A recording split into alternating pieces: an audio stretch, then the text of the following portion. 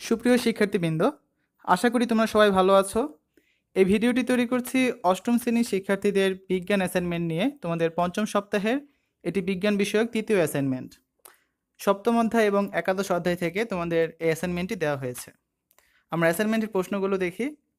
পৃথিবীর বিভিন্ন স্থানে অভিকর্ষ ত্বরণের মান বিভিন্ন হয় কেন ব্যাখ্যা করো। পৃথিবীতে তোমার ভর 50 কেজি, চাঁদে তোমার ওজন কমে যায় কেন ব্যাখ্যা করো। একটি চকচকে কাচের গ্লাসে কিছু পানি নাও। এবার গ্লাসের মধ্যে একটি পাথর ফেলে দাও। এবার নিচের কাজগুলো করো। গ্লাসের উপর দিয়ে পাথরটিকে সরাসরি দেখার চেষ্টা করো। কিছুটা তির্যকভাবে পাথরটিকে দেখার চেষ্টা করো। গ্লাসে যে পর্যন্ত পানি আছে তার একটু নিচ থেকে দেখার চেষ্টা করো। তিনটি ক্ষেত্রে কী ঘটছে ও কেন ঘটছে ব্যাখ্যা করো। প্রথম প্রশ্নটি হচ্ছে, পৃথিবীর বিভিন্ন স্থানে অভিকর্ষ ত্বরণ বিভিন্ন হয় কেন। দেখো, পৃথিবীর বিভিন্ন স্থানে অভিকর্ষ ত্বরণের মান বিভিন্ন হয়। জি অর্থাৎ অভিকর্ষ ত্বরণের মান বস্তু নিরপেক্ষ কিন্তু স্থান নিরপেক্ষ নয়। অর্থাৎ যে কোনো দুই বা ততোধিক বস্তুর জন্য অভিকর্ষ ত্বরণের মান একই, কিন্তু স্থান ভেদে অভিকর্ষ ত্বরণের মানের তারতম্য ঘটে। ভূপৃষ্ঠের সর্বত্র জি এর মান সমান নয়। মেরু অঞ্চলে পৃথিবীর ব্যাসার্ধ সবচেয়ে কম বলে সেখানে জি এর মান সবচেয়ে বেশি। আবার বিষুবীয় অঞ্চলে পৃথিবীর ব্যাসার্ধ সবচেয়ে বেশি বলে অভিকর্ষ ত্বরণের মান সবচেয়ে কম। অর্থাৎ স্থানভেদে অভিকর্ষ ত্বরণের মান পরিবর্তন হয়। কিন্তু অভিকর্ষ ত্বরণের মান বস্তু নিরপেক্ষ, তাই কোনো বস্তুকে উপর থেকে ছেড়ে দিলে তা অভিকর্ষ বলের প্রভাবে ভূমিতে পৌঁছায়। আর তাই একই উচ্চতা থেকে একটি ভারী ও একটি হালকা বস্তুকে ছেড়ে দিলে তা একই সময়ে ভূপৃষ্ঠে পৌঁছাবে, কেননা বস্তুর উপর ক্রিয়াশীল অভিকর্ষ ত্বরণ বস্তুর ভরের উপর নির্ভর করে না। আর এ কারণেই পৃথিবীর বিভিন্ন স্থানে অভিকর্ষ ত্বরণের মান বিভিন্ন হয়। যদি আরেকটু বিস্তারিত লিখতে চাও সেক্ষেত্রে এগুলো লিখে দিতে পারো সমীকরণ আকারে। ধরা যাক এম ইজ ইকুয়াল টু পৃথিবীর ভর, এম ইজ ইকুয়াল টু ভূপৃষ্ঠে বা এর নিকটে অবস্থিত কোনো বস্তুর ভর, ডি ইজ ইকুয়াল টু বস্তু ও পৃথিবীর কেন্দ্রের মধ্যবর্তী দূরত্ব। তাহলে মহাকর্ষ সূত্র অনুসারে অভিকর্ষ বল এফ সমান G into M M by D square. আবার বলের পরিমাপ থেকে আমরা পাই অভিকর্ষ বল সমান ভর ইন্টু অভিকর্ষ ত্বরণ, অর্থাৎ এফ সমান এম জি। উপরিউক্ত দুই সমীকরণ থেকে পাওয়া যায় এম জি সমান G M M by D square বা জি সমান G M by D square. এই সমীকরণে ডান পাশে বস্তুর ভর এম অনুপস্থিত, সুতরাং অভিকর্ষ ত্বরণ বস্তুর ভরের উপর নির্ভর করে না।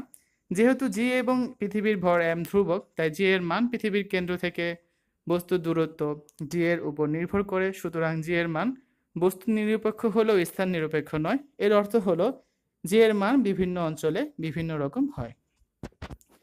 আমাদের দ্বিতীয় প্রশ্নটি সমাধান।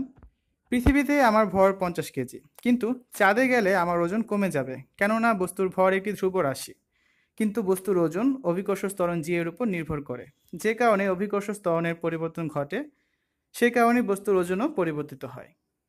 ভূপৃষ্ঠ থেকে যত উপরে ওঠা যায় বস্তুর ওজন ততই কমতে থাকে। বস্তুর ওজন বস্তুর মৌলিক কোনো ধর্ম নয়, অর্থাৎ কোনো বস্তুর ওজন থাকতেও পারে আবার নাও থাকতে পারে।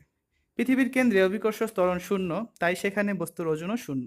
কিন্তু চাঁদের মধ্যাকর্ষণজনিত ত্বরণের মান প্রায় পৃথিবীর 1 ভাগ। আবার কোনো বস্তুর ওজন পৃথিবীর কেন্দ্র থেকে তার দূরত্বের উপর নির্ভর করে।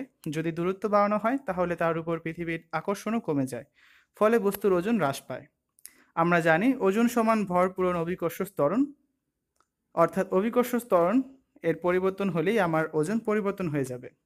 পৃথিবীতে অভিকর্ষ ত্বরণ 9.8 মিটার, তাহলে চাঁদে অভিকর্ষ ত্বরণ 9.8 ভাগ 6 সমান 1.633 metre. Metre per second square হবে, ঠিক আছে। পৃথিবীতে আমার ওজন সমান 50 পূরণ 9.8 নিউটন সমান 490 নিউটন। চাঁদে আমার ওজন হবে 50 পূরণ 1.633 নিউটন বা 81.65 নিউটন। সুতরাং আমি বলতে পারি যে অভিকর্ষ ত্বরণের পরিবর্তনের কারণেই চাঁদে আমার ওজন কমে গিয়েছে।